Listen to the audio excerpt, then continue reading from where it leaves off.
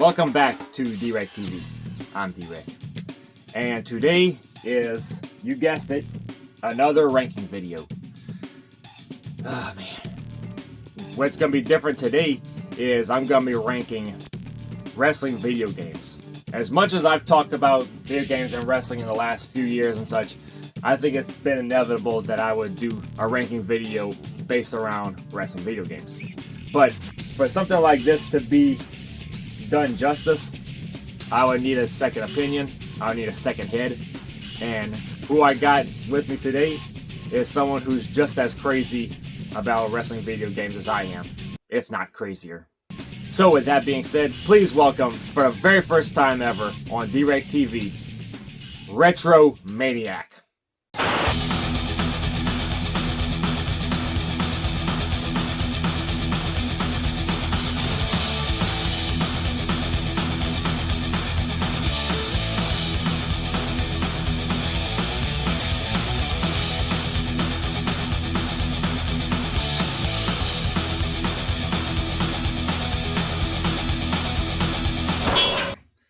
Here he is, RetroManiac. How you doing, buddy? Oh, pretty good. Thanks for having me, Derek. It's great having you here. It's a long time coming, but I'm glad we was able to make it work out, and excited to dive in and talk about some wrestling games, man. Something that we're equally passionate about. Yeah, because we've been trying to do something like this for almost a year, ever since the Power Up show last year, but things just kept coming up and everything, but I'm just glad to finally get you over here. So tell everybody who is RetroManiac? So RetroManiac kind of started as I needed to come up with some type of brand. And the reason why is because one day I think it was 2022, I started missing all of the good times I had, and wrestling was a big part of that. And just times playing video games. My first console ever was the Sega Genesis, but there was some games that consoles that I wanted, my parents just didn't get for me, like the Super Nintendo, the Nintendo 64. And so I woke up and I just had this sudden urge to just build this collection. But in order to do so, because video games are so expensive right now, I needed to buy collections, take what I wanted, and turn around and sell off the rest. And so I came up with the brand RetroManiac. Retro is the word that kind of defines our childhood. You know, everything's retro, makes you feel old. I found out just the other day that PS3 and Xbox 360 is now considered retro. But so I went with that name. Who's standards? I went with retro, and then Maniac, which of course I think of Hulkamaniac. And so I grew up a Sting fan, but I don't believe you have the Sting that we know today without Hulk Hogan. And so, that NWO, WCW storyline really took Sting to a whole new level. And so I went with RetroManiac. It kind of stuck. There's a few similar names out there. Retromania. You see, I see a lot of those Retromanias, and especially the Retromania for the wrestling game as well. Yes, the Retromania wrestling game. Yeah, but I went with that, and I began to resell some games that I had duplicates of or no desire on keeping. Sold on eBay locally as well. But now that I built my collection, I've kind of took a back seat from the reselling. I literally have one item left on my eBay store. Yeah, I saw that. I'm like, what's going on here? Yeah, so now I'm just doing what I always wanted to do, is just enjoy what I had, enjoy my collection, be able to talk with others like yourself about our love and passion for retro video games. And so I had to be a reseller for a short amount of time just to get me where I wanted to be. But now that I'm there, I get to live the video game dream. So sounds good. Yeah, that yes, sounds sir. great. And that's what we all love to do, especially for guys like us that play all these games. You want to pass that knowledge down to the next generation. I do that with my nephews and everything, and especially when it comes to like playing. When I get them over here, they play some of the old games. They even say like it's a way better experience than actually playing it on like a streaming service.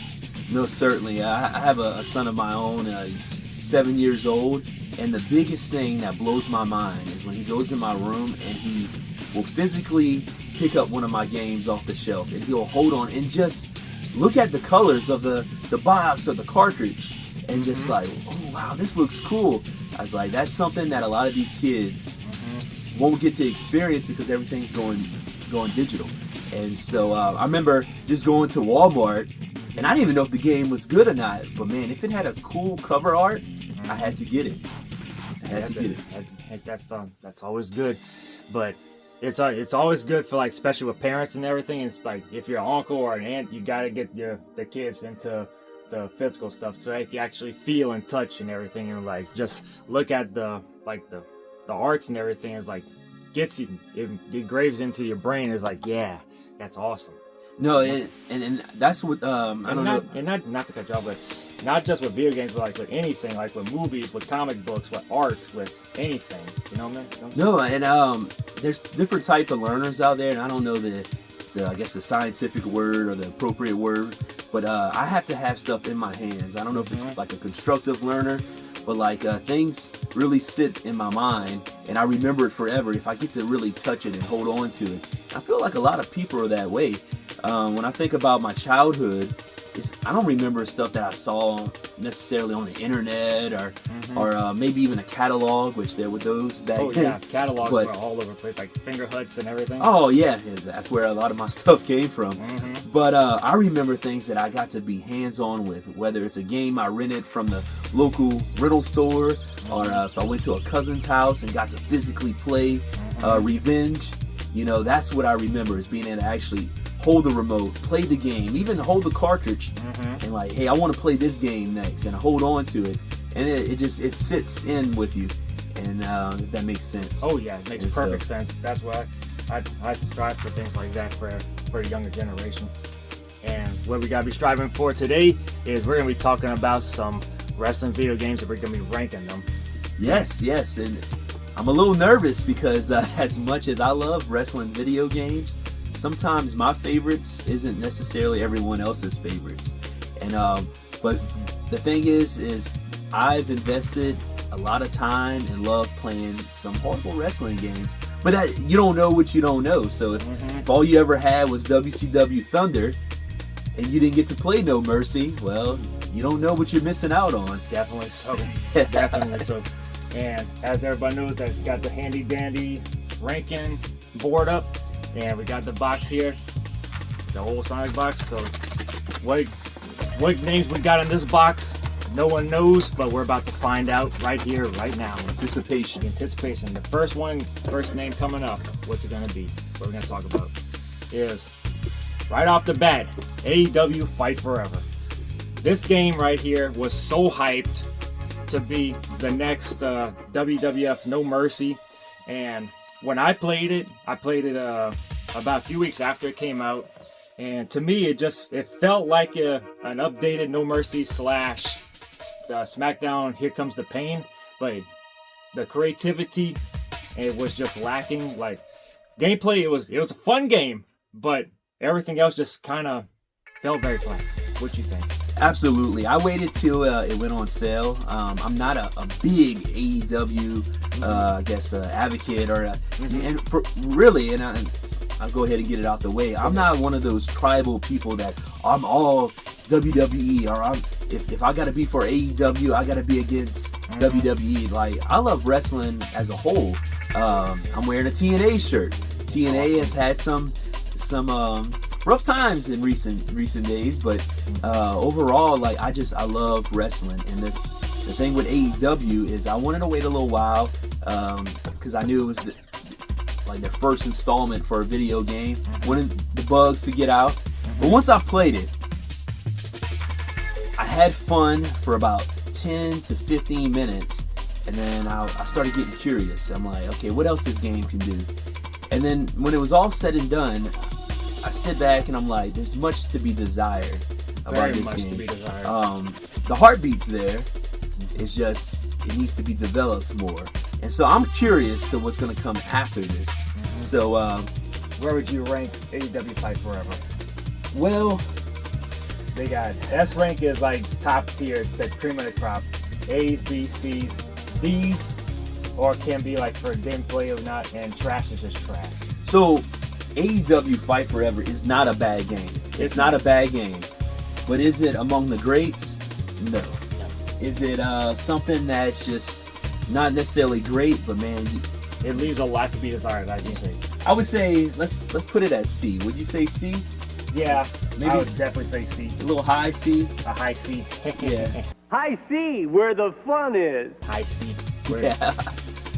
And next up, we're gonna be talking about is, oh boy, WWF SmackDown. Shut your mouth. Ooh, Shut your okay. mouth.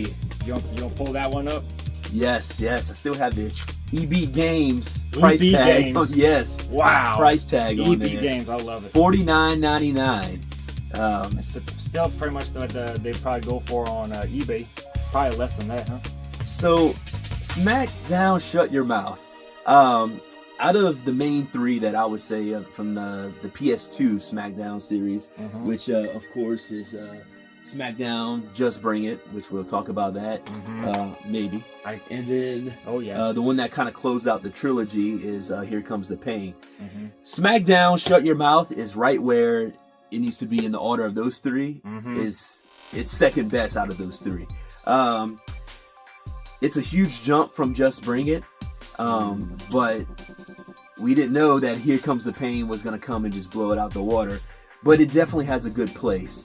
I like it. I love the roster. This is where you really got to see a lot of those WCW guys come in after after they acquired them in 2001. So you had ECW, you had WCW, and WWF guys. It says WWE, but I still call it WWF. Yeah, definitely. And so a lot of the times we always played out these dream scenarios. Man, Rob Van Dam, DDP, and Booker T, Booker T, The Rock, and those type of guys all in one game.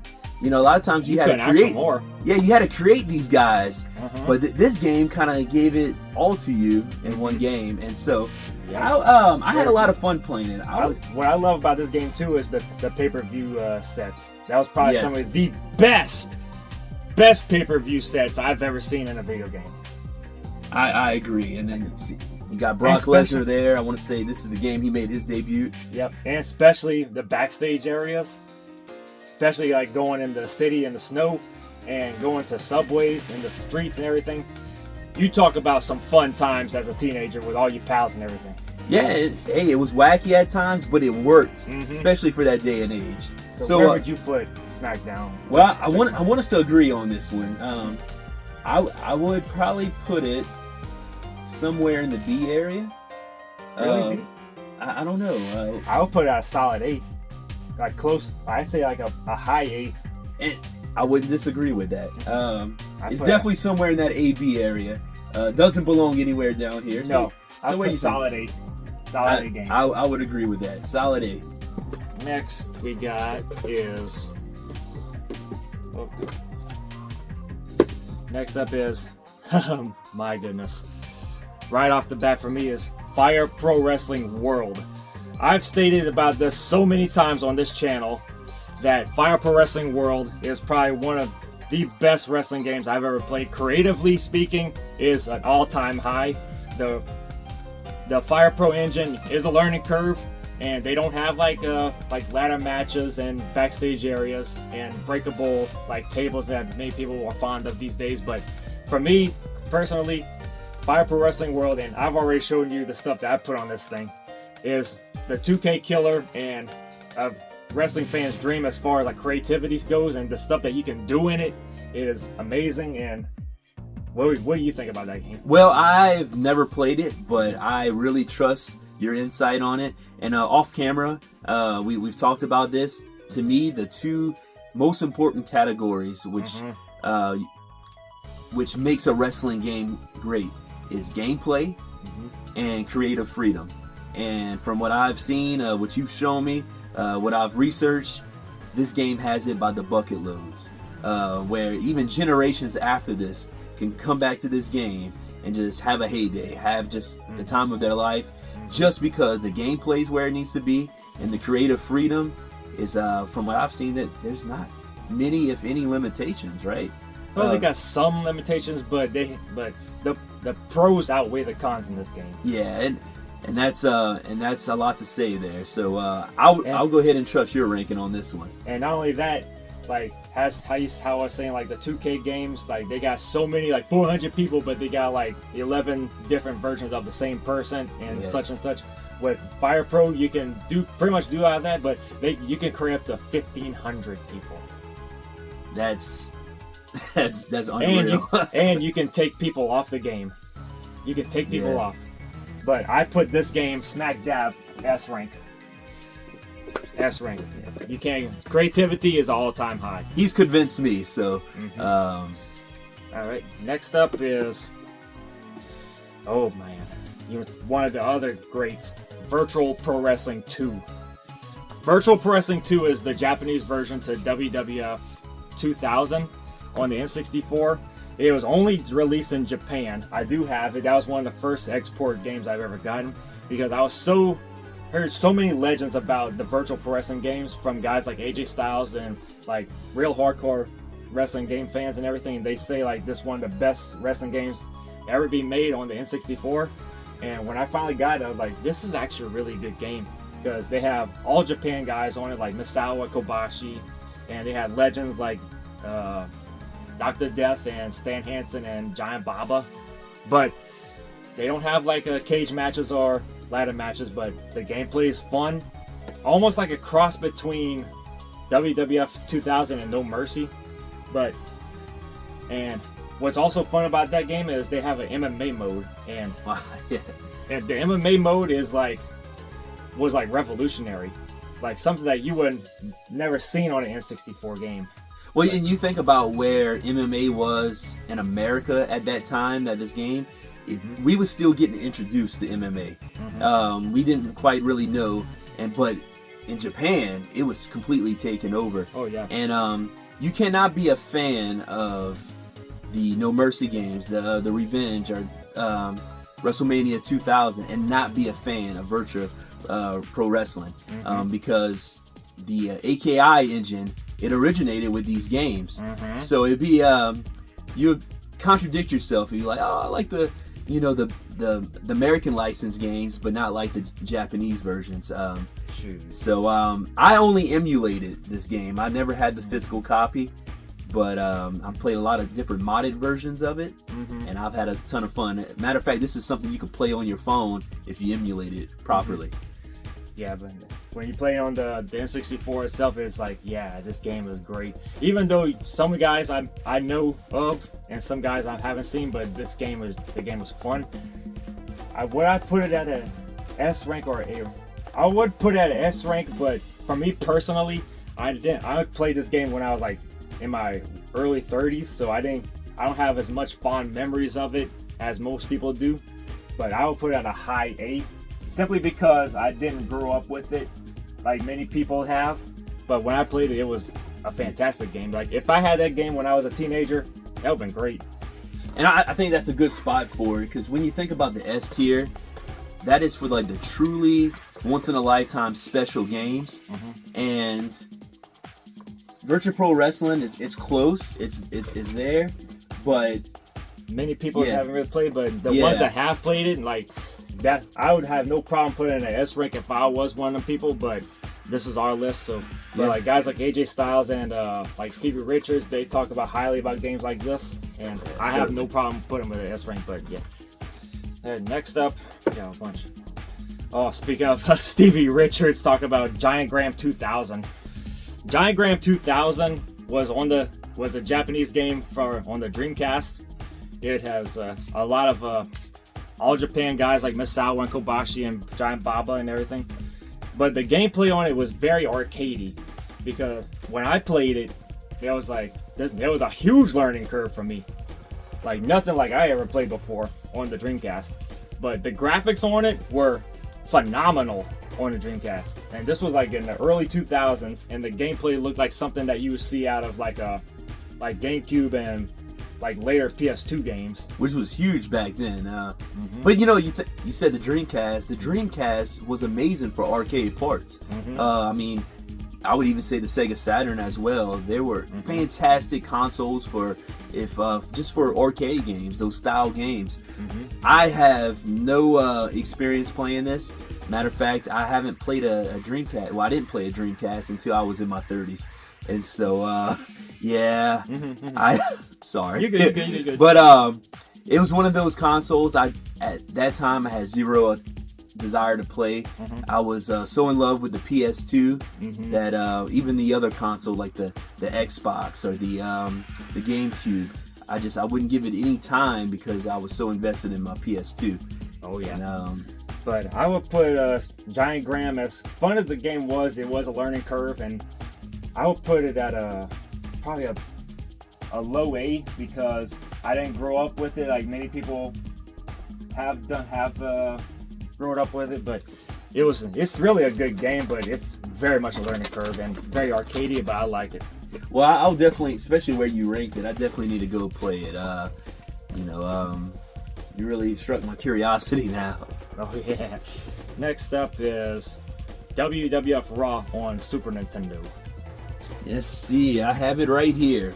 I remember reading about it in Nintendo Power, and I was like, this actually looks pretty cool, but never really got to play too much of it. I did get it at a pawn shop like years and years back, and the gameplay was very, very different.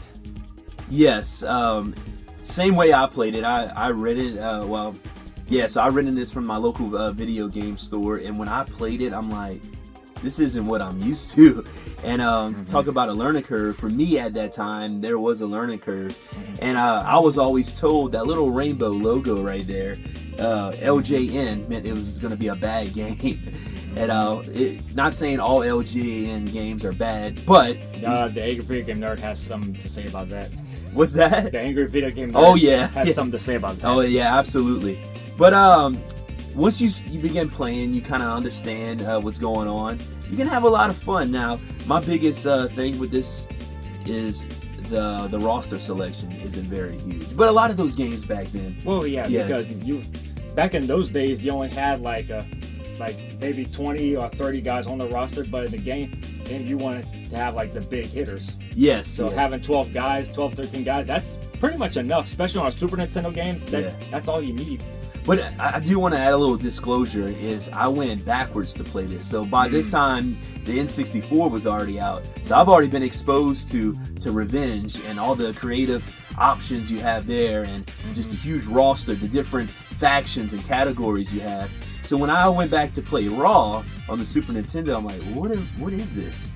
And so for me, I wouldn't rank it so high, but at the same time, you got to realize where it stood back then. And so exactly. Yeah, so I'll let you kind of carry that one away. I'd probably give it a solid B game because especially during that time when everything was starting to become, because I think that game came out like 95, so that's not a bad spot. Some people may disagree, but like Derek mentioned, this is our list. So next up we got is Pro Wrestling on the NES. This game, I did not play this game when I was younger. I played some emulators from old friends of mine, and I thought the game was pretty good, but it was kind of primitive, like comparatively speaking to other games, but I'm pretty sure it was very fun on the NES back in the day. So I've attempted to play it. The NES, so I was born in 1990. My first console was the Genesis, and so I didn't play pro wrestling on the NES until years later. The first thing I noticed that it looked pretty boring. It didn't have any licensed wrestler on the front or anything like that. And when I played it, I just didn't have a whole lot of fun. But it's probably because I didn't grow up playing it. And so for its time, I'm sure it did well, especially if that's all you ever had. Yeah. But I don't know. Once again, I'm gonna lean on you. I know a lot of people swear by this game, but for us, like, didn't really grow up too much on it. And I don't want to put it like, I would put it at an A rank, but I'd say just for the sake of argument, I put it I know I put like D right here, meaning like didn't know too much about it, so that's where I'm gonna put it. So D means like didn't really play too much of it. And then this is one of those games, if you grew up playing it and it's nostalgic to you, yeah, you could probably put it in a A tier. Oh yeah. But for me, we didn't really play too much of it. I didn't invest a lot of time in it. Next, let's see if we invest time in this one, and that's backyard wrestling. Yeah. I remember seeing backyard wrestling reviews on XPlay back in 2003, and I just thought that this game looked really, really cool because it had the ICP on it and a whole bunch of other like hardcore guys from XPW, and I just thought especially when backyard wrestling was like a huge deal in the early 2000s, I was like very intrigued by it, but I never really got to play it. But from what I heard it and seeing gameplay of it, I'm like, this game looks like it would be fun, but not really too fun. What you think? What would you say? So I actually had fun playing this game, and you got to think about it. So 2003, that's when extreme sports, MTV, just things like skateboarding, snowboarding, just crazy. So hardcore wrestling was completely taking over pop culture, it seemed like. And so for me, I had a lot of fun playing it. I mean, I'm reading here, over 30 hardcore wrestlers, interactive, destructible environments, being able to use your environments to your advantage. That completely defines that era, that 2000, anywhere from 2000, 2005, yeah. That extreme style and everything, because everything had X in it. They had X Games, they had Xbox, they had Extreme Xbox. Everything, the X Division. Everything. Yes. And I think about wrestlers that really made this style of wrestling popular. You have to go back to ECW, and then you see stuff that like the Hardy Boys was doing, then in the notorious three-way the TLC match with the Dudley Boys, Edge and Christian. Yeah. And so it just left you, man, I want more. And then it opened the door for games like this to come out. And especially in TNA with the Ultimate X match. Yes, certainly. And especially like with extreme like motocrosses and everything. Like extreme sports was awesome during those times. Yes, certainly. So where would you put backyard wrestling? Well, I'll leave this one to you.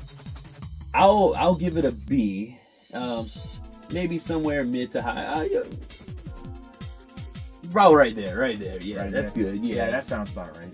Yeah, and I know you had a lot more fun with it, but many people say like, man, this game was crappy, or not just graphics, but like gameplay looked like it would be like bad hit detections or whatever. But yeah, but I go back. So I was 13 when I was playing this game. Mm-hmm. So I wasn't too much of a critic. I mean, I'm just trying to have fun. I'm just trying to play. Oh yeah, that's what it's all about. So yeah, that's a good ranking. Some would rank it a little higher, maybe even lower, close to the C category, but I heard the soundtrack was good. Yeah.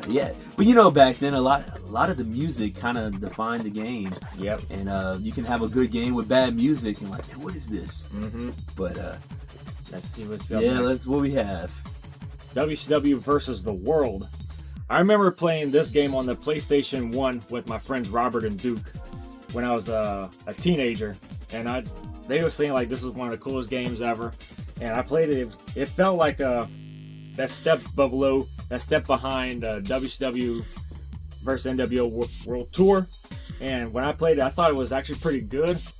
Now you can actually play WCW wrestlers and everything on PlayStation 1. And to me, I thought that game walks so World Tour can run. Certainly, and I have it, but I believe I left it at my house. That's good. Well, I'll put it up in post. Yeah, there you go. So what did you think about Versus the World?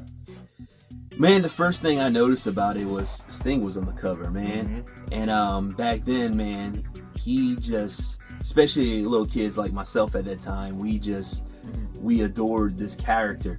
Mm-hmm. To me, I looked at him like, dude, he's the closest thing we have to Batman. And so when so we talked about that when we talk about what the cover art looked like. Mm-hmm. You don't even know what the gameplay's like, but just looking at the cover, I have to have it. I have to play it. That's how I was with this game. Mm-hmm. And so I got it. I played it.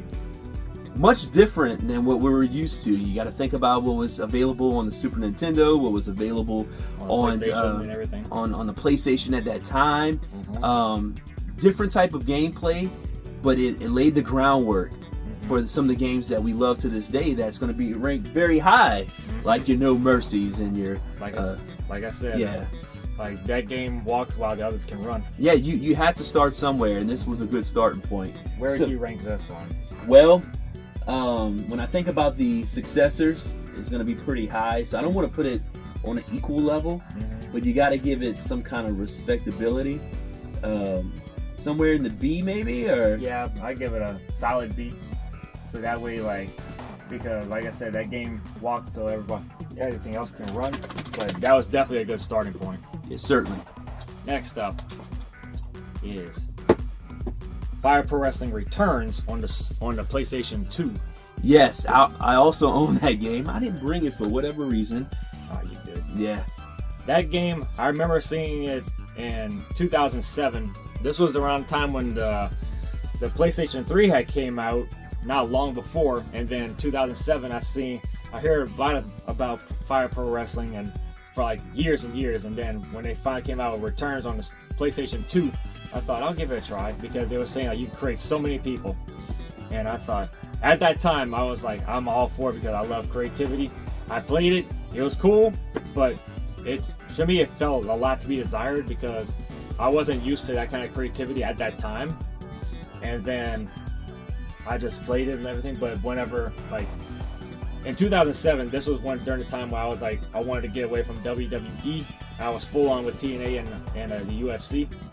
And then I was like, it just left me with like wanting something more. I'm like, I just wish that there was like a game to where you can create anybody, create any kind of company, and call it like Pro Wrestling World. Yeah. That was in 2007. I said that. I thought about that. 11 years later, they came out with Fire Pro Wrestling World. Talk about a premonition. Yeah, certainly. And I know where Fire Pro Wrestling World, where it lays in your heart, because I mean it's in the S tier. So once again, I'll let you handle this one. This one, I'll put this one at a high B. Not so much the A because, like I said, I enjoyed it, but at that time, I couldn't really get my grasp on it. Especially the way the control layout, like the creativity layouts and everything, was just kind of like all over the place. But Fire Pro Wrestling World like fixed that up expeditiously. And that's really what you would want out of a wrestling game, like, or any video game. You're not expecting every game to be perfect, but if each installment gets better and better, then you head in the right direction. Maybe some of these games, I'm not sure if we're going to get to them, they didn't always go in that direction. They got worse. Yeah. They took away features, and then they bring them 7 to 10 years later. I'm like, we had this years ago. Exactly. And so when you see a game that continues to get better and better, then you know that the people that's behind the scenes making these games have passion behind it. Exactly. And that's what it's all about too. Yes, certainly. Let's see what up next is WWF WrestleMania 18 on the GameCube. Yes. Let's see. I remember playing that at my cousin's house in Mississippi, and I just thought, like, when I first saw it, I just thought this looked amazing because I love that era of the GameCube and the PlayStation 2 and the Xbox. The graphics on it looked incredible. I loved the aesthetics of the game. I loved the music to it, and when I played it, it felt very different. It was kind of slow at first, but I actually enjoyed it. But I didn't really put it too high. The reason why I would put it like high for me is because like it just defined what the GameCube was at that time, and I loved the graphics, the aesthetics, and the music to it. Yes, you know, the first thing that sticks out for me is, man, that wonderful cover art. Now let's go back. This is 2002. I'm 12 years old. I'm not sure how old you were at that time. I was 17. So 17. And so my dream was to always have ECW, WCW, and WWF all in one game. Well, this right here, you got Hollywood Hogan from WCW, you got Stone Cold Steve Austin of WWF, and Rob Van Dam of ECW. Mind blown. Mind blown. And so just with the roster, it's like I could be forgiven if the gameplay's not perfect. I could be forgiven if there's not a proper storyline mode, or if there's some features that's lacking. Now, I don't think this is the best game ever, but what it did to me, just looking at the cover art and just knowing what's going to be included in the game, it got me super excited even before I ever played it. Oh yeah. And so, especially WrestleMania 18 was such a great event. You're coming off the heels of WrestleMania 17, which is in many people's opinion the greatest WrestleMania, one of the greatest WrestleManias. And so, and this also came out during a time like probably a week before TNA started. Yes, absolutely. And you know, you look on the back, and this is one of my favorite things. It's like in the back. Oh, when you would get it from the store and that drive home, sometimes it was 15, 20, 30, sometimes 30 minutes depending on where you live. Just reading the back and NWO Invasion. NWO Invasion, going through the tables, no escaping the cage. Just it's priceless. Like high flying TLC matches. Get you excited. We talked about the Hardy Boys, the Dudley Boys, Edge and Christian. So all this stuff was just, it was eye candy, and it was feeding to exactly what we wanted. Exactly. That's what the game's supposed to do. Where would you rank WrestleMania 18 as a game itself? Well, I don't want to keep doing this, but because I know the successor was better, I'm gonna have to give it somewhere in the B area. We're gonna have a lot of B's, man. We're gonna have a lot of B's, but that's a good choice for WWF 18 because it was a B rank comparatively speaking to what would become later on, because they didn't, like you say, didn't have a proper story mode. It was just beat everybody, win the belt, which is not bad because Revenge was like that as well. But for jumping to the GameCube, the graphics on it compared to the N64 like blew it out the water. The music blew it out the water. Yeah, certainly. And you had guys, like you say, guys from WWF and WCW and ECW guys, like they had Raven, they had Lance Storm, they had Scott Hall, they had Yoshihiro Tajiri. Everybody in that game was on. Yep, and you know, you mentioned it. It went on the GameCube, so Xbox, PS2, Dreamcast, GameCube, they have their exclusive games. I love exclusives. And so if you wanted to play this game, you had to get a GameCube. Yep. And it was great. I love exclusives like that. Yes. Next up, speaking of which, WrestleMania 19 on the GameCube, the one that came right after it. This one took everything from WrestleMania 18 and just turned it up tenfold. The thing about this one was it felt better. It felt more exciting. It had a proper story mode in it. And in this story mode, you're going around, you're taking out people, you're sabotaging the WrestleMania show because Vince McMahon was being a dick to everybody, and you actually committing freaking murder from people tossing them off of scaffolds and everything. It was freaking hilarious. You know, I'm reading the back of here, and it says new story mode with 25 missions. That was huge for us back then, and so you know, a lot of times the story mode was so cookie cutter, just straight. So you have 25 different missions, which in 2003, that's a big deal. Yeah. But this tagline here, where superstars become legends, is a perfect way to sum up this game, because I would say WrestleMania 18 is the superstar, but when it comes to this series, this became a legend in that regard. So you have to rank it higher. Oh yeah. It did everything what 18 did and did it better. So I would put it a solid 8, because it wouldn't be too much of an S, because they didn't have so much of because this was during the time when Here Comes the Pain and Raw 2 came out, so they didn't have too many of the features that they would have, but for what it was an A rank. Yes. And you know, if you had a GameCube and you heard all the hype at school of people playing Here Comes the Pain, like, man, I don't have a PS2, I have a GameCube, you were still in good hands. Oh yeah. Yeah, I mean, WrestleMania 18, WrestleMania 19, those were very solid games. Very solid. But everyone talked about Here Comes the Pain at that time. So next up is WCW Mayhem on the N64 and the PlayStation 1. I was big on WCW, and when Mayhem came out, they was hyping it up so much and everything, and I thought, yeah, this is gonna be cool because the graphics looked cooler and everything. I knew it wasn't gonna play so much like Revenge, but when I played it, it felt very slow, very different. But I enjoyed it. But like I said, it left a lot to be desired, especially coming off of the heels of Revenge. Man, the graphics looked really good. The graphics looked good and everything, but it left a lot to be desired. So Like, for what's me, going on here? Mayhem, in my heart, will always rank higher than your common person, just because I wanted this game so bad, and I want it to be perfect. I want it to be like everything a wrestling fan would ever want in a game. From the advertisement, dude, they market the heck out of this game. I mean, you put Goldberg, one of the biggest stars, probably their biggest star at the time.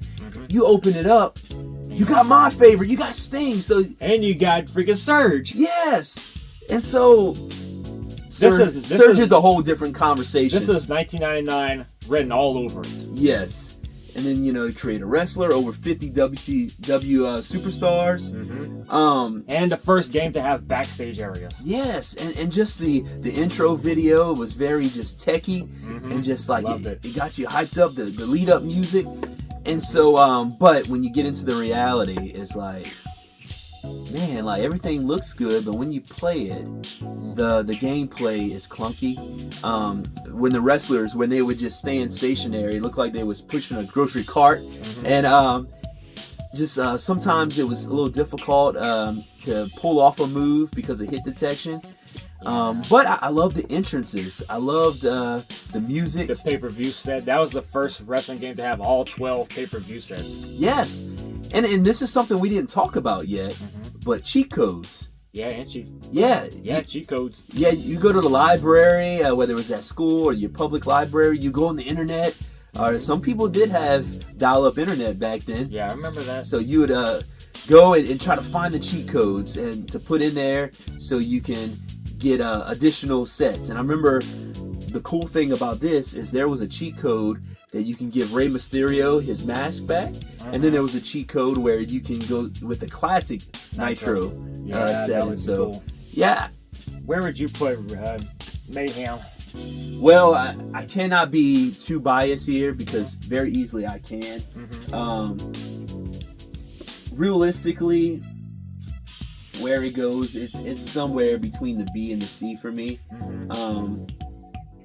I'll put it at a high C. Yeah. Especially because the gameplay wasn't on par to what Revenge was, but the aesthetics and the hype around it was good. But it left a lot to be desired. But the thing about Mayhem, and I do want to add this before we move on, is there was supposed to be a sequel. And the sequel was so hyped up. I want to say that AKI was supposed to come. Supposedly. Yeah, they were supposed to have a part in this. So a lot of the things that we would complain about this game seemed like it was going to be resolved. And some of the screenshots that we saw, it looked fantastic. And so instead we got something very disappointing later, which maybe and maybe not we'll talk about. Yeah. Maybe so. Let's find out. What's going to be up next is WCW Nitro on the PlayStation 1. I only played that game very little because my friends Robert and Duke had it, and I was like, the intro was cool. The infamous rants were really cool, but the gameplay to me, just like, what is going on here? Like it could have been cool. It could have been the coolest thing ever. All 12 pay-per-views, and the graphics looked pretty good for a PlayStation 1, but the gameplay just didn't really do it for me. So earlier I said you don't know what you don't know. The first wrestling game that I actually owned, my dad bought them to me in pairs. Like he bought me Nitro and Thunder, and so I would go back and forth and playing them. And I thought, man, this is great, man. The little character selection where they would have like their little quick promos. Oh, I loved it. And then the cheat codes. We talk about that. Cheat codes. You get all these wacky characters, man. You can freaking power bomb people with a T-Rex or Santa Claus. And a grizzly bear. Or being to play with Surfer Sting, which I think he was called the Stinger on here. And So I loved it. I had a lot of time, a lot of good times playing it. Put in the cheat code, get big head mode, and then I was introduced to Revenge. Yeah. Because I didn't have an N64. I had a PlayStation, and so I would not rank this game very high. No, it's not. I'll put. Some people would just put it at trash, but I know you had a lot more fonder memories of it. So would you like? You put it at a low C. Low C. Low C. It does not have very good replayability, and you drain your opponent with a strength test. You know, and it's like it was very easy to spam this game and get a win. And nah. Especially the other options that we had that came out before and after. Yes, certainly. Next up is, oh man, get this one out. WWF No Mercy. This game was one of the last wrestling games to be put out on the N64, and I tell you, they went out with a bang. No Mercy was, for me as a 16-year-old, playing that game was everything. They had WWF guys. They had some WCW guys, like they had Benoit and Malenko and Jericho and Saturn and Guerrero. They had Taz and the Dudley Boys, and you can so many creation options that you can have in this game. That you create guys from WCW, you got guys from ECW, guys from New Japan, All Japan, and Pro Wrestling Noah. But this was one of the times where it's like you can actually go online and look up formulas to create guys. So that was like so much fun. The story mode was deep and compelling. Just everything at that time. No Mercy was like one of the best wrestling games I ever played for the longest time. Creation wise and everything, and just playing with my pals and everything was fantastic. It was great. So I'm gonna say something. If I were to say, especially at this time, one of the most complete wrestling games we ever had, that would be a true statement. Way true statement. But then you fast forward to 2026, and it's still one of the most complete wrestling games that's ever existed. They're still modding that game even to this day. Yeah, and I would say this is the appropriate time to use the word timeless.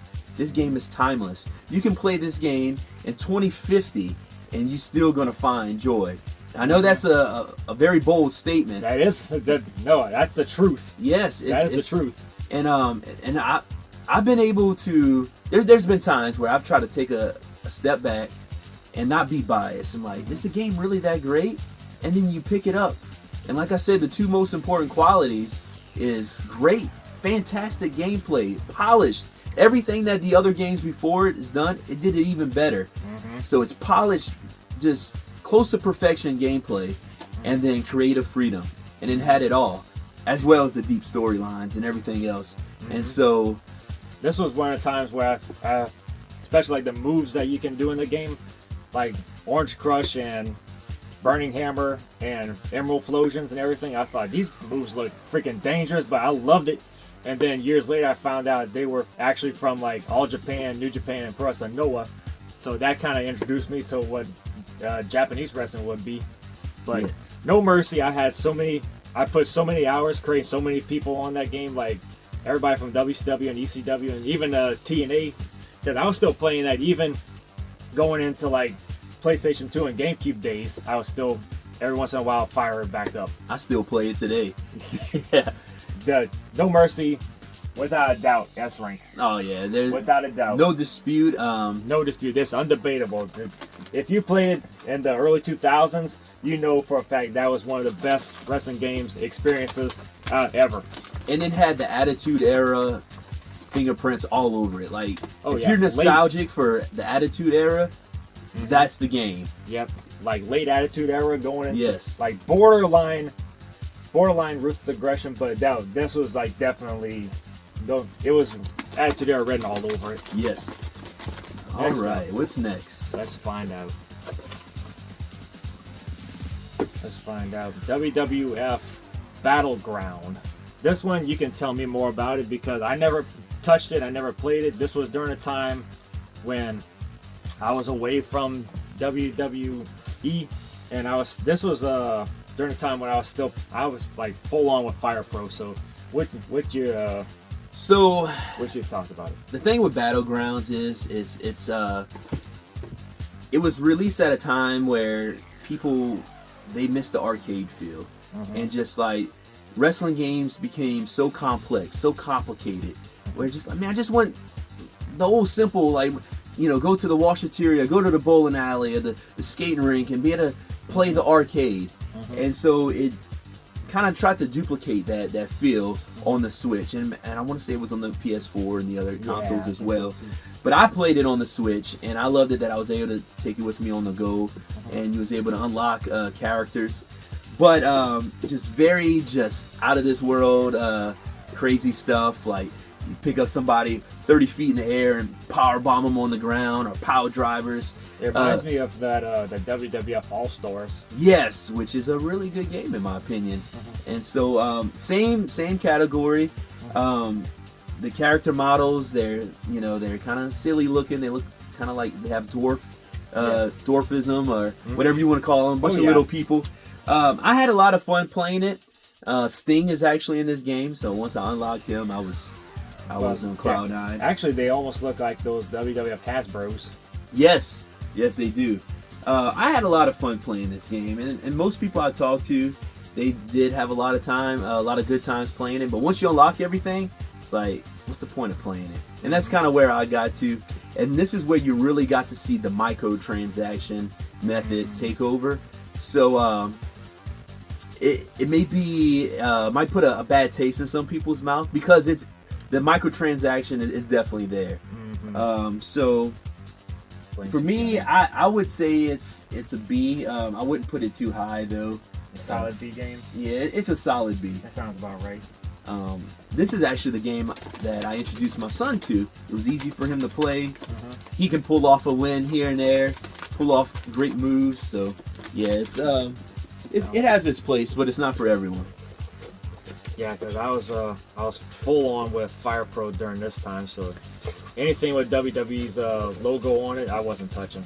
Yeah, and that's actually a rough time for WWE. Yeah.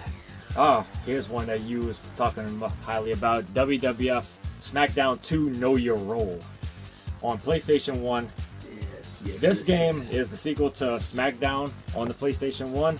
And when I first played it with my cousin DK in Mississippi, because he had the PlayStation 1 and he had this game, and I thought we had so many fun times, so many fun nights and everything.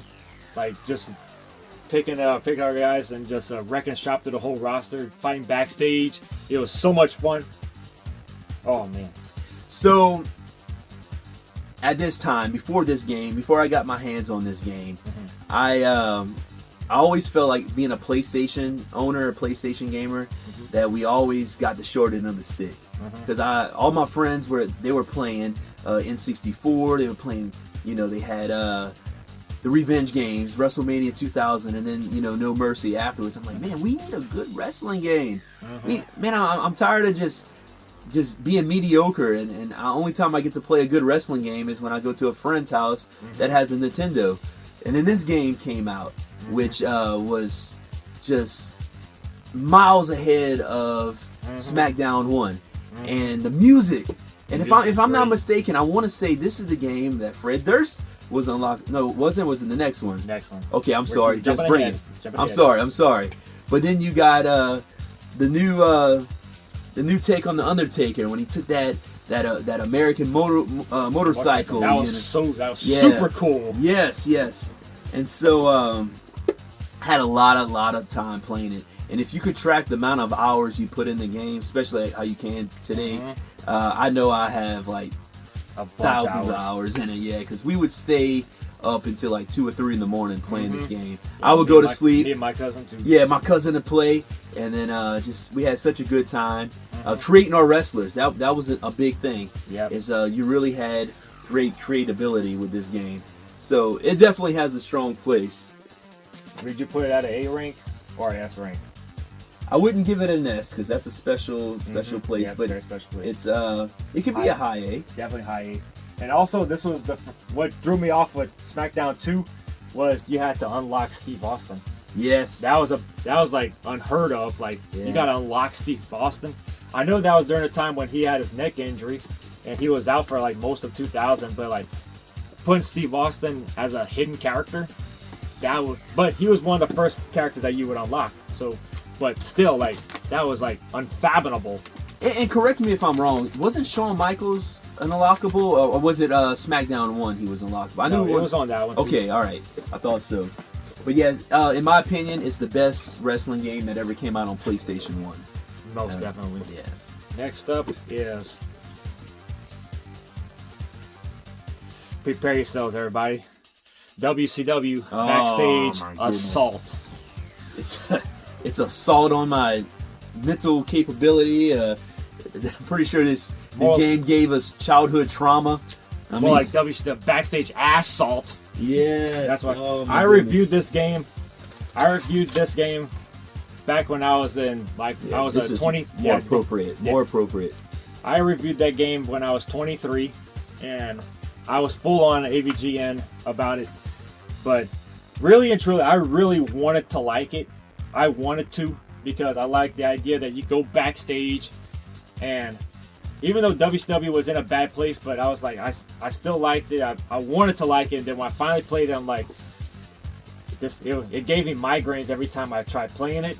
The character selections was all over the place. Oh my goodness! But they had the right mindset, like being able to go backstage, like fighting. It was a cool idea, but its execution, especially at that time, was just not good.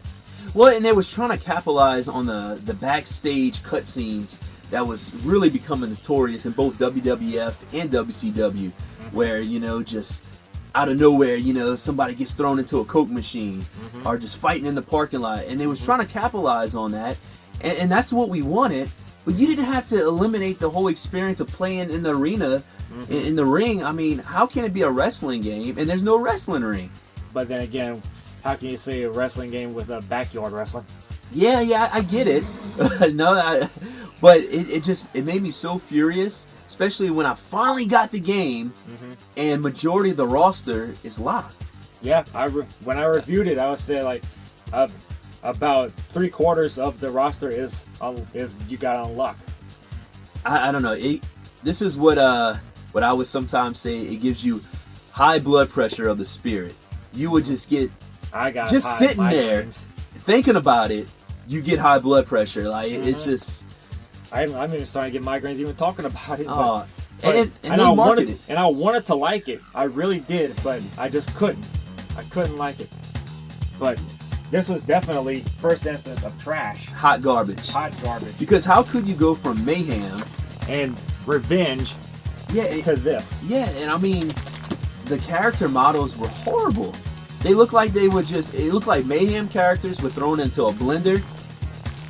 You digest it, and then the next day when it becomes a turd, that's what they look like. It looked like hot dog vomit. The smell, everything's there. You open the door, you know something wrong has happened. That's Backstage Assault. Assault. Next up, good. Something that we can actually talk about. TNA Impact. Yes. TNA Impact in the late 2000s on the N60, on the PS3 and the Xbox. I have it on the Xbox 360. When that game was announced, I thought this was gonna be cool because I love TNA, and during that time I loved it. It was pretty much like WCW 2.0, and when the game came out, I thought the gameplay was really cool. The graphics were amazing, like not just amazing, but like phenomenal. Yes. And comparatively speaking to the SmackDown games, it blew it out the water. The gameplay and the controls were cool, but it just felt like it was the start of a series. If this was a series to be started, that was a good start, but they could have capitalized on the next ones. But one thing about it is the story mode was pretty cool, but the creations weren't there. Like the creation, like creating a wrestler was very, very limited, and some guys, especially Kevin Nash, wearing polo, and he didn't have his outfit and everything. Yeah. But what do you think about it? I agree with you 1,000% in where it was the start. It felt like the start of something special. Because when I played it for the first time, I knew, okay, this game has some flaws. But man, I'm so excited of the future where this game's going to be headed. Because presentation-wise, it was on a whole other level than any other game that was coming out. The character models back then, if you look at what Booker T looks like in TNA Impact versus what Booker T looks like in WWE 2K26, it's disrespect. Yeah. Like, you know, this is the PS3, and it also came out for the PS2, but the PS3 version looks totally better. Even on the Xbox 360, the graphics on it were something that even today's consoles can't even replicate. Yeah, and it just, man, it was really just a great starting point for iconic games to come that never did. And I mean, it really just, the spirit that lived with TNA, which I love how you say it's the spirit of WCW that lived on. You sense it here. You feel it there. The music, the themes, the aesthetics. Yes, guys that you would never be able to play with in a WWE game, like Samoa Joe, Sting and AJ Styles and the Motor City Machine Guns. They was there. Yes. And they had your typical like WCW and WWF guys. Like they had Sting, they had Kurt Angle, they had Rhino. They even had Jeff Jarrett. Introducing us to the character Suicide, which actually became a actual wrestler because of the video game. Yep. I loved it. And, you know, TNA is what made me a fan of Christian. I didn't really care for him in WWF, but, man, when he went to TNA, his theme song... It was really cool. I loved it. Like Christian really came into his own when he went to TNA. Yes. And not many people talk about it, but they need to. Like there were some like the character selections and everything were good, but it felt very limited. It did. Very limited. And I wish we could have more of a conversation of, man, this was the start of this iconic game that made it to the S tier, but for whatever reason, midway and everything, they backed out. So, where would you put TNA Impact? It's not S by any stretch of the imagination. I wouldn't put too much as an A because, like you say, it felt like a starting point. I would give it a solid B. Yeah. And it's not a bad game. If people that get pissed off at this game really don't know how to play it or whatever, or they're expecting like something like SmackDown or something, but that's people that would get pissed off at it gameplay wise or been playing too much of the SmackDown versus Raw games and not opening themselves to like different types of gameplay. I've always looked at it like kind of like a relationship, you know, that hot girl that just, man, you dreamed about being with.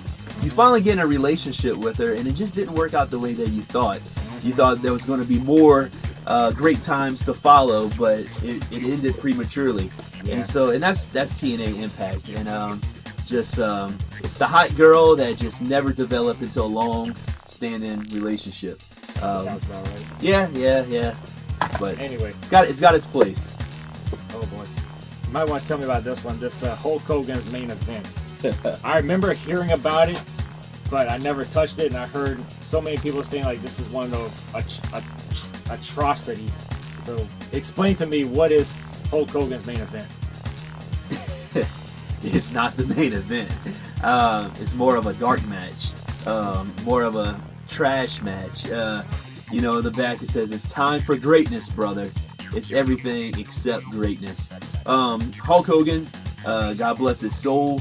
I love what he did for wrestling, but when he tried to step out and do his own thing, and just he felt like because of his brand of Hulk Hogan that he could put his brand on anything and it would just be $1 billion. Not $1 million, $1 billion.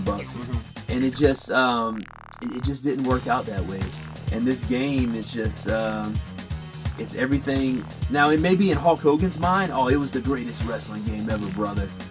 But I don't think it was his. Like, he had the ideas, but I think it's just the people that made this game. Yeah. Like, Hogan, we got the game. He probably never even played this game. Yeah, just thought, hey, throw my name, throw my face. So it's not really like him. It's the people that made it.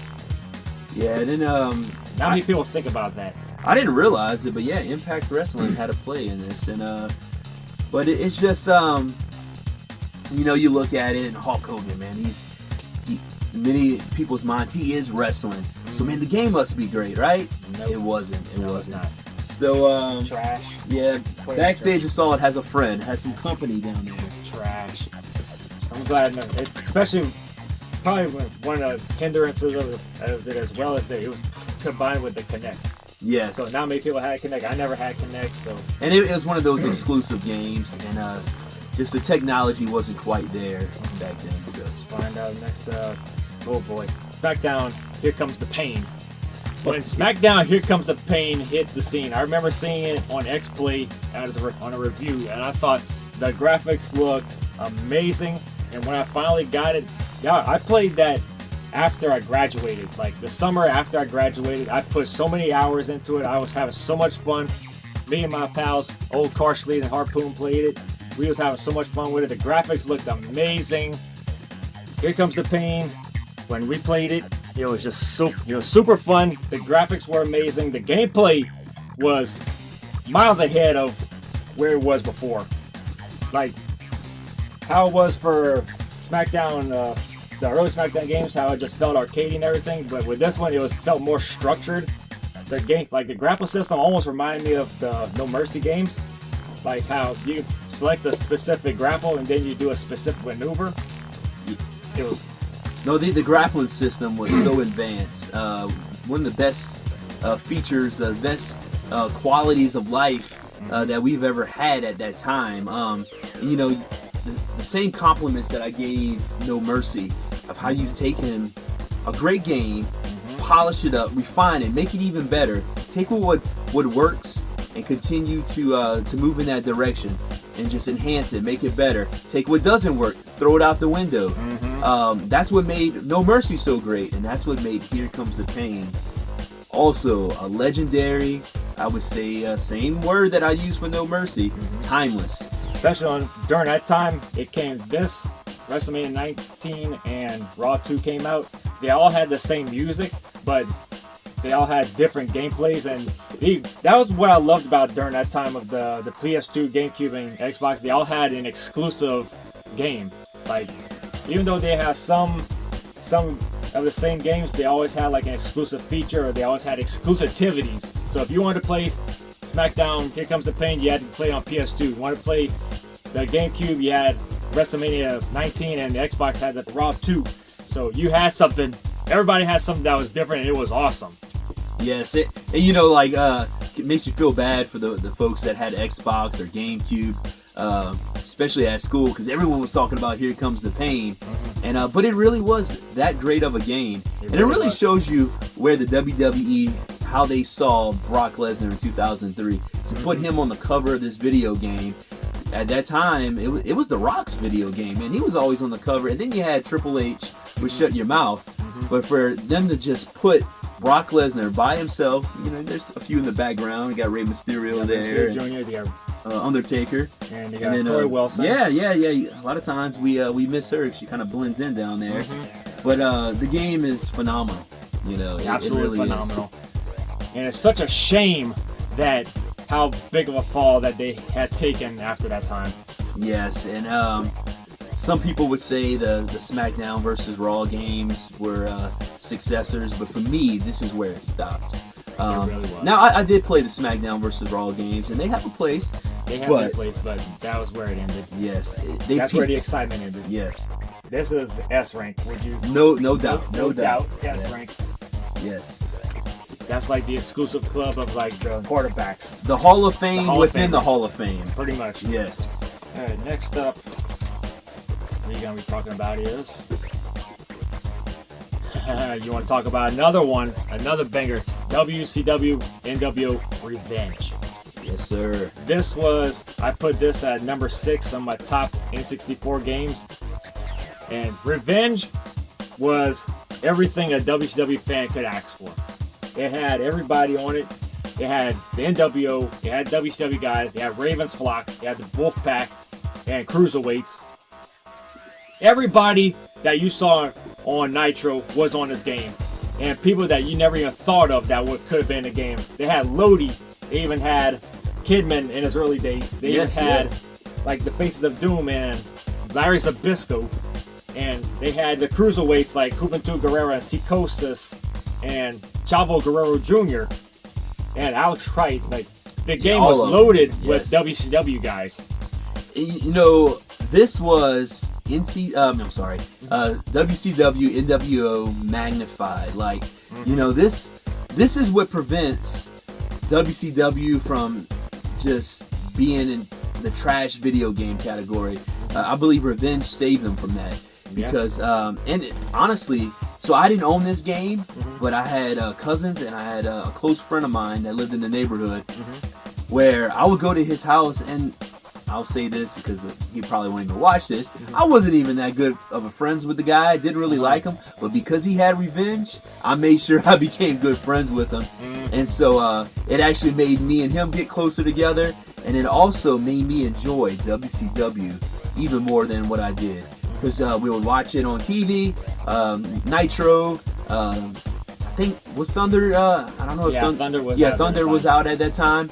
But man, it made me want to watch televised wrestling even more because I was playing it. A great quality game. Music was great. The pay-per-view sets were pretty cool, and the gameplay was just fun. You play this game with your pals, play with your game with your cousins and everything. It was just a fun time, all up and down to the early mornings from dawn to dusk, from dusk to dawn. And we didn't talk about this yet, but and it didn't start with this game, but you got to play 4 players. And the reason why I say that is because there was nothing to go get a pizza and just load up on Mountain Dew and play in the living room or the bedroom with 3 other buddies playing Revenge, man. And getting weapons from the fans, from the crowd. Yeah, and, it was super fun. Pulling out a stop sign and stop sign is not a hardcore match without a stop sign. Yes. Where would you rank the Revenge S rank, right? Absolutely. Yes. Absolutely. S rank. And you gotta keep in mind, yes, No Mercy's up there, and most people would rank No Mercy way higher than Revenge, but they're the same game engine. And for WCW, this was their No Mercy. Pretty much. Yeah, That was No Mercy before No Mercy. Yes. And the only thing that I don't like is they didn't have their licensed entrance music in the game. Yeah. It was their generic, but it works. I still have that music just burned in my brain. Yes. I really wanted to hear South High Five. Yeah. Or that intro with the truck driver and Sting being in the middle of the road. Yeah. Iconic. Yes. Yeah, that was cool. Yes. So great. Next up is, speaking of, go talk about Falling from Grace, WWF WrestleMania on NES. Okay. I never played this game. I didn't play it until like years and years ago when I found it at a pawn shop. I thought, yeah, let's try it out. And I'm so glad I never played this when I was a kid because this was like abysmal. Yeah, and just like I mentioned about Hulk Hogan's main event, you see him on the cover, and you're like, oh, this is Hulk Hogan's on the cover. This is going to be a great game. And I didn't play this as a kid growing up, but when I did decide to play a wrestling game on the NES, this was the first one I picked up. Now, folks that grew up playing the NES would say pro wrestling was the game that they preferred. Or even like Tecmo Pro Wrestling. Yes. Or like, what was it called? Super WrestleMania or the Steel Cage Challenge. Yes. But this game, it gives you licensed wrestlers, but it's just not there. Has all the fluff, but when it comes to gameplay, it's hard to even say if there is any gameplay. Hardly. Yeah, it's very difficult to play. I find my hands getting cramped trying to even put any kind of decent effort into the game. It looks cool. It looks exactly what a wrestling game, as far as cover art for that golden era. Yeah. It looks nice on a shelf, but I don't like playing this game. I don't like playing it either. And I don't put the blame on Hulk Hogan. I put the blame on the people that made that game. And it's trash. Yeah, and at that time, you got to keep in mind, there was just like especially in the 80s, early 90s, they were just pushing out anything for a wrestling game or anything like a cartoon would come out. Oh, they get a video game. A movie would come out. They'll get a video game. And they really weren't putting their heart into it. No. It was just a very unfinished game. And it's not just unfinished, but it was just a cash grab. Yeah, that's all it was a cash grab. That's a perfect way to put this game. And some cash grabs were good, but they were very few and far between. Yes. Next up is WWF Attitude. I will say this about Attitude. I know a lot of people say, "No, man, this game sucks, man, because you gotta put in nuclear launch codes just to pull off a move and everything, man." To me, when it came to WWF Attitude, you want to talk about creativity-wise and everything. I put in so much hours creating people on this game. People from WCW, guys that didn't show up in the WWF until later, and even creations of my own. Like, that's where my Ace Carino character came. That's where some of my pals Robin and Deuce characters came from like Warzone and this game, and even the ECW games.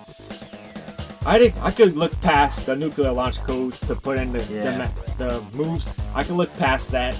The graphics on it were very, very cool. The music on it was alright. Man, just hearing like the crowd chants and everything reminds me of the local wrestling shows. Yeah. That's what it reminds me of. And when I played Attitude and just creating my guys and everything, I loved it. Like, I wish the gameplay could have been better, like Revenge and everything, but for what it was, I enjoyed it. But yeah, what you thought of it? Well, I'll go back to the two most important categories that makes a wrestling game great: gameplay and creativity. Creativity, it had it.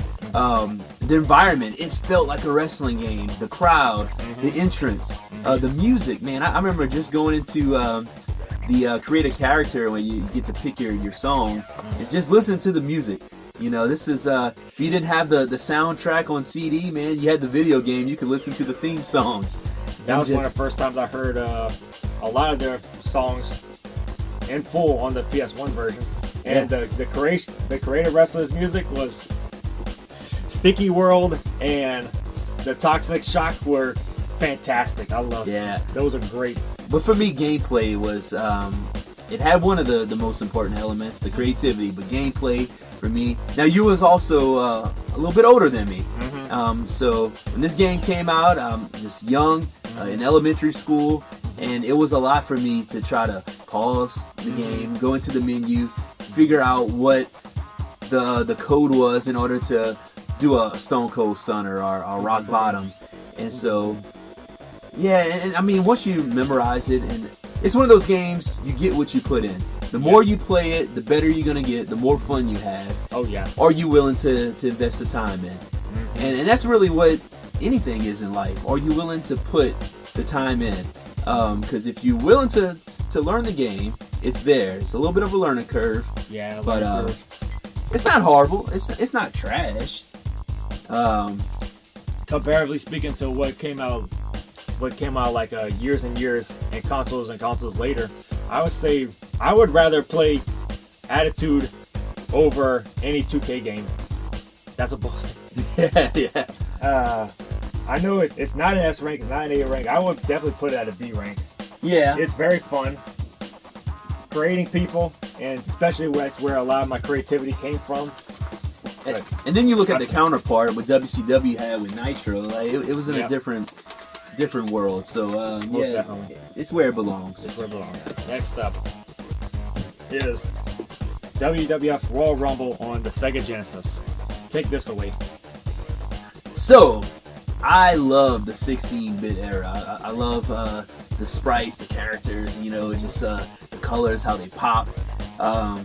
So this game, which is also the Royal Rumble for the Super Nintendo. However, you had a few extra characters in this game. I want to say you had Hulk Hogan. I know you definitely had Hulk Hogan. Was Lex Luger included in the Super Nintendo? I'm not sure. I don't think so. But I want to say you had more. They definitely had more wrestlers on the Sega Genesis version than the Super Nintendo. Yeah, so you had 12 wrestlers here, and don't critique me or anything like that, but I want to say the Super Nintendo maybe only had 8 or 9 or something like that. I think so. Maybe 10. But I mean, dude, you look at some of the characters there, man. You have the Undertaker, you have Hulk Hogan, you have Crush. Yeah, and Crush. Man, yeah, Crush. Yeah, Lex Luger, and Shawn IRS. Michaels, Hacksaw Jim Duggan, Razor Ramon. These are some pretty big names for like late Hulkamania going into early new generation. Yeah, larger than life characters, in which, you know, Macho Man, Rick Martel, the model Rick Martel, Papa Shanko, and Bret Hart, and then IRS.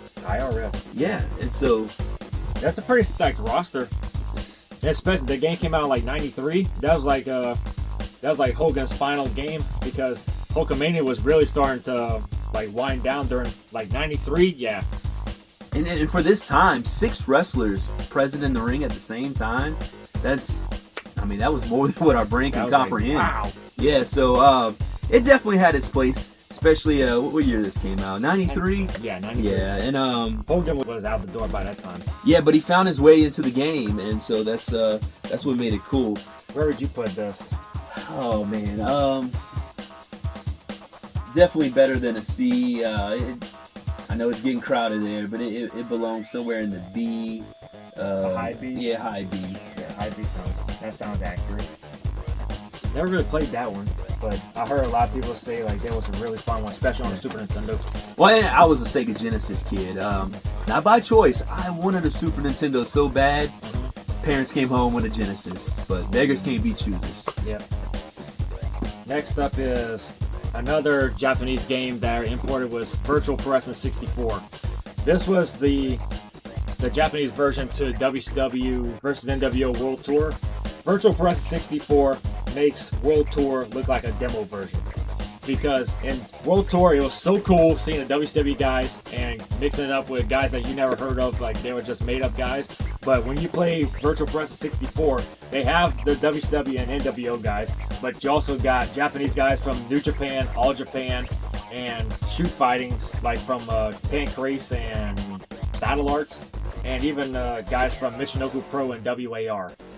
And they even had legends. So this game was very stacked, and it also had an edit mode, like something that World Tour, you didn't have. It did not have that, but they had guys. They had all the WCW guys from World Tour, but you also had guys like Shinya Hashimoto. You had Keiichi Muto and Mitsuharu Misawa, Giant Baba, Kenta Kobashi, and even had Ken Shamrock in it in the shoot fighting. And they had like Gensho Tenryu and just a whole bunch. Even Liger and Ultimo Dragon were in it. You know, when you think about that, is it shows you how big wrestling was worldwide. Mm-hmm. Growing up in America, all our minds was WCW or WWF. Mm-hmm. But you forget, and I mean, I was young, so you don't realize the impact wrestling has all across the world. This game was huge in Japan. Very huge. I mean, it was the way we get excited about Revenge and No Mercy. They get excited. Yeah, for they get excited about this. Very much so. It was. Had this game came out in America, it would have blown it away. Yeah. Like I said, it makes World Tour look like a demo version. The amount of stuff that they had, especially the legends that they had, people that we never even heard of, but you find out through them and they look them up like, man, this is awesome. Yeah. I would put Virtual Pro 64 definitely high. I put it at a high A. Not so much as an S, because like it's definitely better than World Tour, but as far as like Virtual Pro Wrestling 2, I'd say they're about the same. Yeah. But simply because like never really played it when I was a teenager.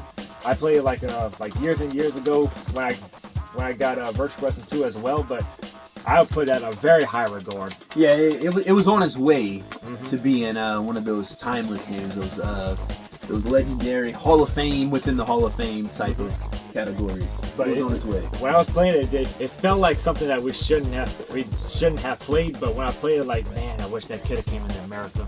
Yeah. Next is Legends of Wrestling. I would put like all 3 Legends of Wrestling with this one. I played the very first one on the PS2, and I thought, when I read about it in the magazines, I thought, Legends of Wrestling. This, mind you, this was 2001, so we was fully on with the tail end of Attitude going into what will become Ruthless Aggression. And just seeing guys like Hulk Hogan and guys like Bret Hart and like Terry Funk and the Rock and Roll Express, it was like, dude, this was incredible. And Indian guys like Jake the Snake Roberts in it, so it was like, this was unheard of. Yes. A game that had legends, not guys that was like in WWF or WCW, but like just legends like Hogan and Hart and everything. Like, it was mind blowing to hear about a game like that. And then they had like 2 and then Showdown. Yes. It was like incredible.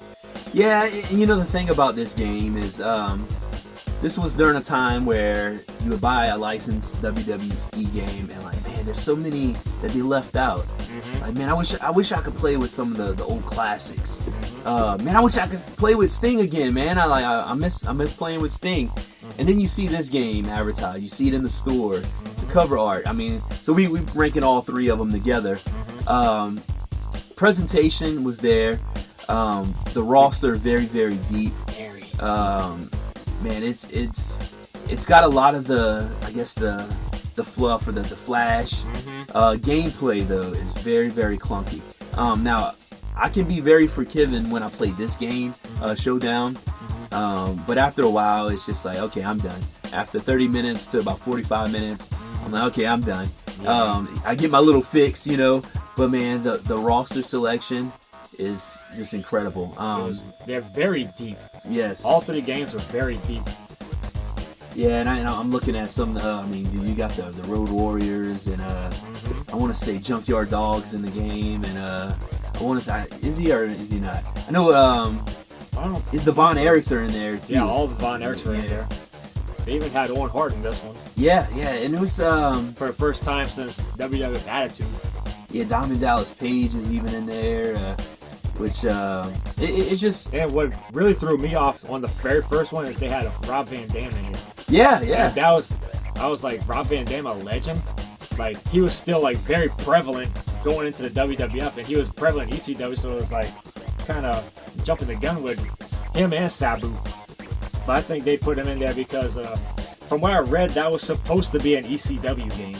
Really? Okay. It was really supposed to be an ECW game, but they got shafted because of bankruptcy and everything, so they made the Legends game. Well, if you like 80s wrestling, if you love even early 90s wrestling, and even up to like close to late 90s, 2000s, I definitely recommend you getting this game. Are you going to have hours and hours of fun at a time? Probably not. You're going to play it for about 30 minutes to an hour. I'm like, okay, I'm ready for the next thing. But it has a great feel to it. Gameplay is clunky.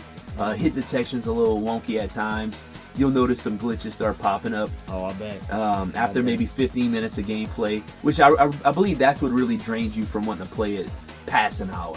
But I like it. It's one of those problem childs that you have a special place in your heart for. And There's so, a lot to be desired to. Where would you rank them? Where would you rank the Legends of Wrestling games? Nowhere near a. Nowhere near A. Nah, it's somewhere around a B. Maybe a solid to low B. Solid to low B?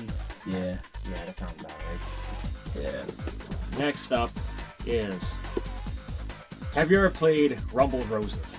I have not. I played Rumble Roses once With my friend Big D. That was the all-female... Yeah, all female. That's what I was going to say. The all-female Japanese game. Xbox? Xbox. Yeah. My friend Big D had it, and he was like, dude, you gotta play this. So we played it, and I was like, I don't know if I want to play this game because I don't know, man. Like, these are all made-up characters. Like, I love the art style, too. I love the anime and Japanese styles and everything, but it felt very much like the SmackDown games, but it just felt like, who is this game made for? I wouldn't put it at the trash, but I would put it at a high C, simply because the gameplay was pretty good and everything, but it just wasn't for me. That game was not for me. I'm like Big D, don't give me play a game like this again. I'm better off playing Dead or Alive Extreme Beach Volleyball than anything. Yeah, you know, with me, I'm a late bloomer when it comes to women's wrestling. I grew up in a time where women were typically just managers or just almost like a showpiece to the star, you know, like Miss Elizabeth, you know. But I don't know. At that time when this game came out, I just had no interest in that. So. Well, during that time too, the women's wrestling was starting to get picked up with like Trish Stratus and Lita and Victoria and everything. Yeah. But I know women's wrestling in Japan was way bigger than it was in America. Yeah. Especially with like Cutie Suzuki and Yamato Toyota and legends like them.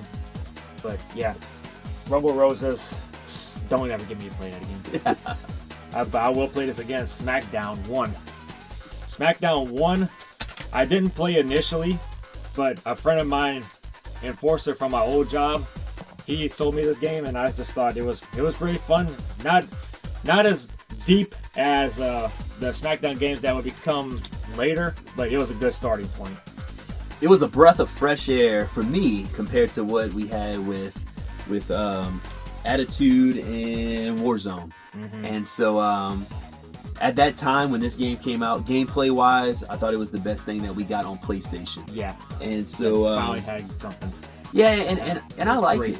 It's a game that I'll still play from time to time. I'll emulate it on my phone. It plays pretty well on the iPhone. I do like it at times. Not as deep as SmackDown 2, but you knew they were headed somewhere.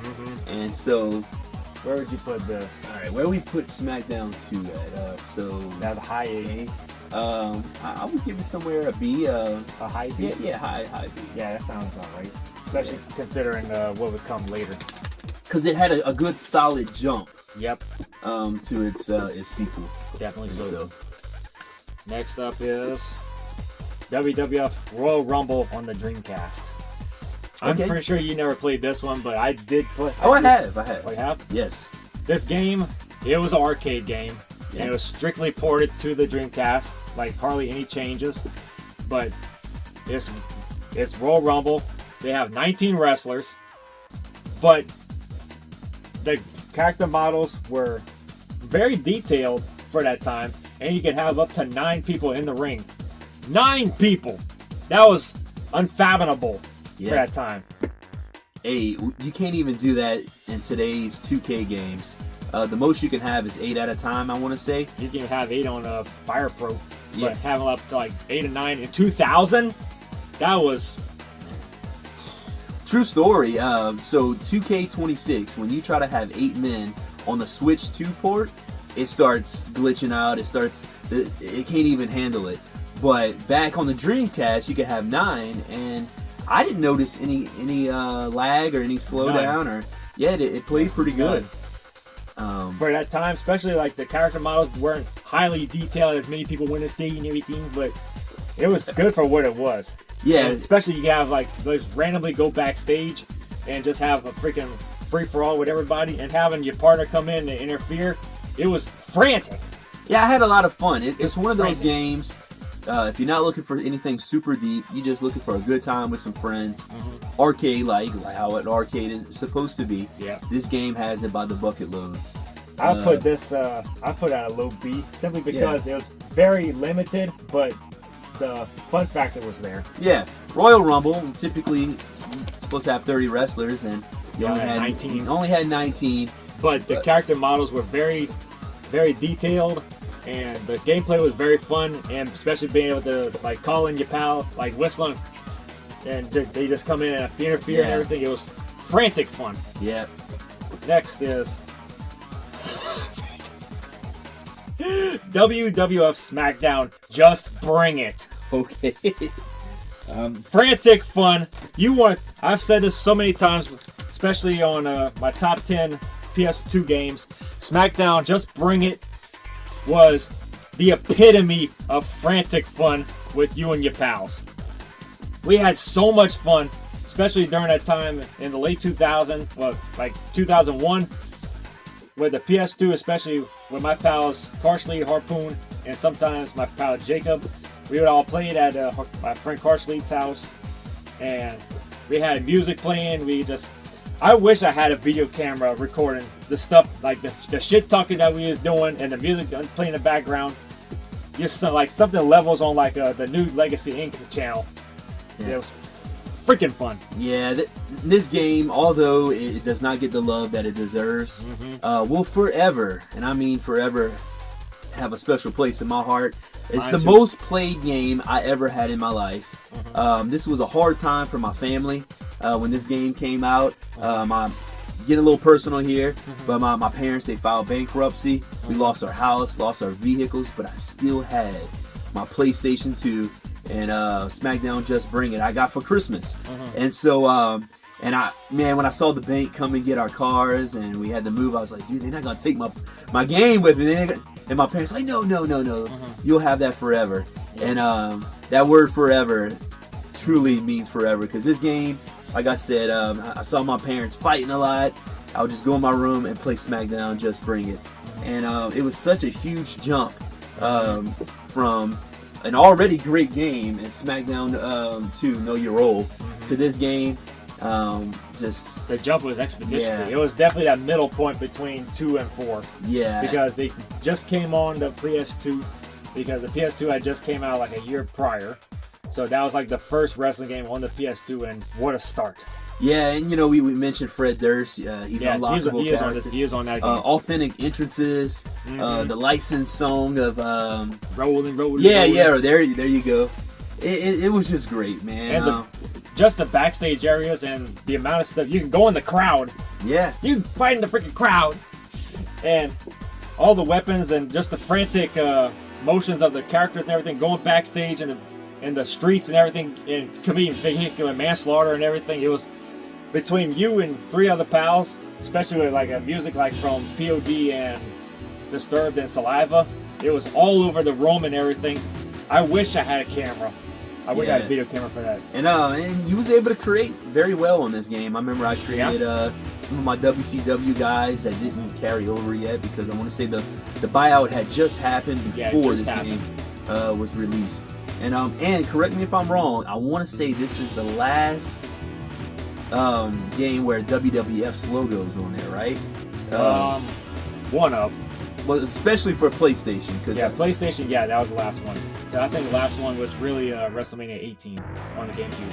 Okay. So you must have gotten a later version. Yeah. Okay. Regardless, WWF SmackDown Just Bring It is a freaking ass rank. Okay. All right. That's just how, from my personal experience and everything with my pals and everything, that's just how much of an impact it was for us. And I'm not mad about it, because a lot of people, you can't put it above Shut Your Mouth, but it's special, man. It's in the middle. It's all the S words that mean great things. And it got me through some tough times, you know.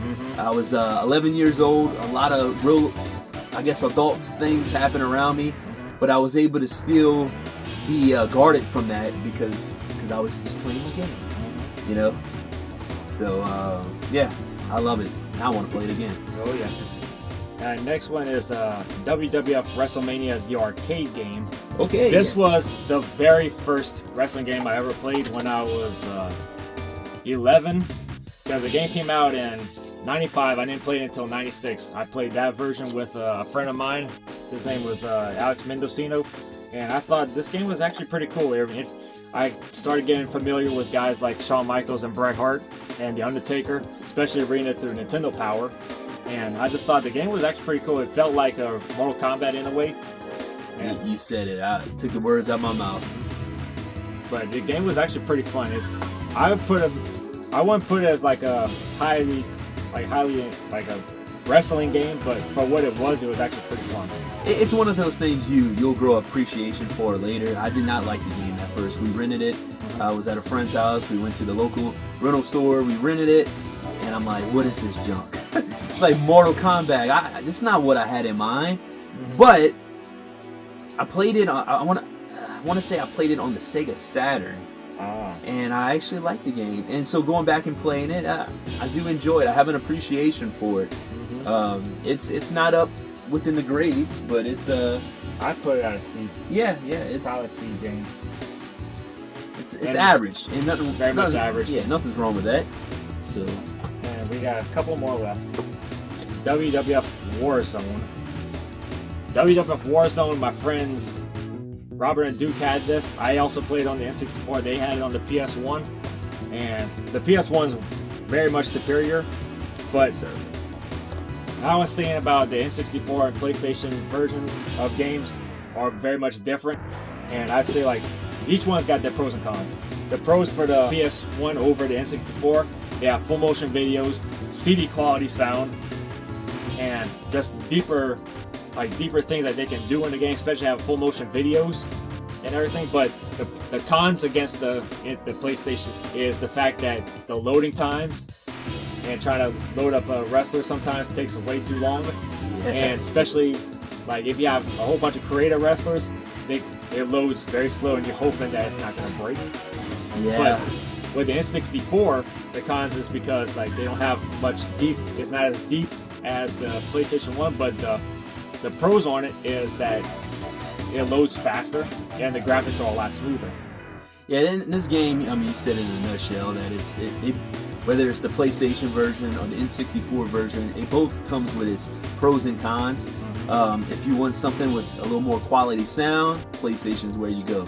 You want something that's just quick to the point, I don't have all day, I'll take a step back in overall quality, then N64 is your choice.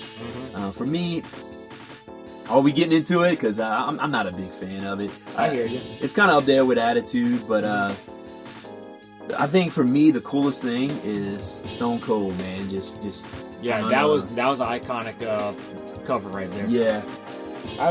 Where would you put Warzone? I'm gonna let you do this one because comparatively speaking to what came out later, I'll put that a little B.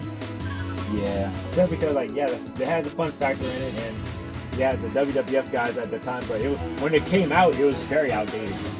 It was, and but you still get that same feel of like, dude, I'm about to play a wrestling game, especially when you load it up, and it just it got you excited. But I got bored with it, man. Nuclear launch toys to put in the moves and everything. All right, we got two more left. We're getting to the home stretch. WWF In Your House. I never played this one because I didn't have the PlayStation at that time. But what were your experiences on this game? So some would say it's not even a wrestling game, because my same complaints with Backstage Assault. But in this game, you actually have a ring, and so I like it. Does it play a lot like WrestleMania, the arcade game? Yeah, exactly. It has that Mortal Kombat feel to it. So when I played WrestleMania the arcade, I didn't like it at first, but I warmed up to it later. By the time I played this game, I was already warmed up to it. I'm like, okay, I like it. It's got like the bright colors, it's retro vibe to it. It's not a game that I would want to play every single day, but some days you just get in the mood to play something goofy. Yeah, This is that. Just weird, goofy. It does the fix for you. It fit the WWF, the new generation era. Yeah, and so I mean, I'll just name some of the other characters here. Of course, you got Bret Hart, but then you got Ahmad Johnson. You got Goldust. Goldust was so controversial for that time, but he fits that weird and goofy thing. So you got Ultimate Warrior, a lot of colors, larger than life persona. This is definitely late new generation era because they got Bret Hart, who was big, Shawn Michaels was big, The Undertaker was big, Helmsley was just coming up, Owen was still big, and like Goldust, Ahmed Johnson, Big Van Vader. Yeah, these were all like late new generation guys in like 1996. Yeah, and this is before he was the game. This is Hunter Hearst Helmsley, not Triple H. Yeah, this was way before DX. And so this was it has its place, but it's not what you would really want out of a quote-unquote wrestling game. It's not deep, gameplay's not the best, but it's goofy. It's what it was supposed to be in your house. And so and the game came out. It came out like 96. Yeah, 96. That was during a time when Attitude Era was just tapering into Attitude Era because New Generation was kind of going down, and Attitude Era was coming up. That game came out at that during that time when the NWO started. So you don't see Razor Ramon and Diesel in this game because they was already in WCW starting the NWO. Yeah, it's. So where would you put in your house? You want to put it next to WrestleMania? Yeah, it's a C. It's nowhere high. I wouldn't say it's a trash game. Trash game, I have no desire to ever pick up again. Yeah. Might play this game in a month or so. Yeah, so. All right, final game, ECW Hardcore Revolution. The idea of ECW on a video game was phenomenal because I loved ECW when they started. I heard of ECW, I was like, what is this ECW? And when I saw like the hardcore stuff that they was doing, I was like, as a teenager, I thought this was the coolest thing in the world. Then when they started on TNN, I was like, this is the coolest thing, that especially Raven went back. Yeah, guys like I never heard of through WWF or WCW. They had their own guys like Rob Van Dam and Jerry Lynn and New Jack and Just Incredible and Lance Storm. I fell in love with the whole aesthetics of ECW. Like the whole hardcore and extreme and everything. And just the match qualities that they had was incredible. And the music, man, it was just, it was another one of those games I can just go on the music selection screen and just listen to the music. It's also made by Acclaim. Yep. So you see the same DNA that was in Attitude. You see it in ECW Hardcore Revolution. Even in Anarchy Rules. Yes. But the thing, I was a little more forgiving when it came to this game versus WWF Attitude. And it was because the only way you can play with your Rob Van Dams, your Sabu's, and the ones you mentioned, you got to have the game. Yep. And so sometimes if you really, really want something and you love something, you'll be forgiven about some of the flaws. Yep. And so I don't know why I was forgiven when it came to ECW, but not forgiven when it came to Attitude. Not sure why, but ECW was like the third tier promotion. WWF, WCW were like neck and neck at one point, but then they WWF started pulling away. Yeah, this was during a time when, in early 2000, this game came out on my 15th birthday. Oh, wow. And just hearing the idea of an ECW game was like, this is really cool. Yeah. And the fact that someone wanted to take a chance on them. And so, yeah, it was awesome. Like, you had two rosters with WWF, WCW. Now you have a third roster with ECW guys. That was cool. But I would put this game at a high C. Pretty much so. Yeah, I think that's quite fitting because when I play the game, it just looks like the WWF Acclaim games just reskinned. Yeah. But you know, it's like I said, if you were in love with those characters, then you would at least enjoy the game. Yeah, for a little bit. Wreck Shop through the whole roster and everything. It was great. But yeah, that's it. That's all the rankings that we got for the wrestling games. Hope y'all enjoyed this. Yes, sir. Yeah. Oh, this was great. I love just being to sit with someone that equally loves wrestling games as me, and just kind of, in a way, we're ranking them, but we're going down memory lane. And so some of these games I forgot about. Some of these games that I forgot to feel until we started talking about it.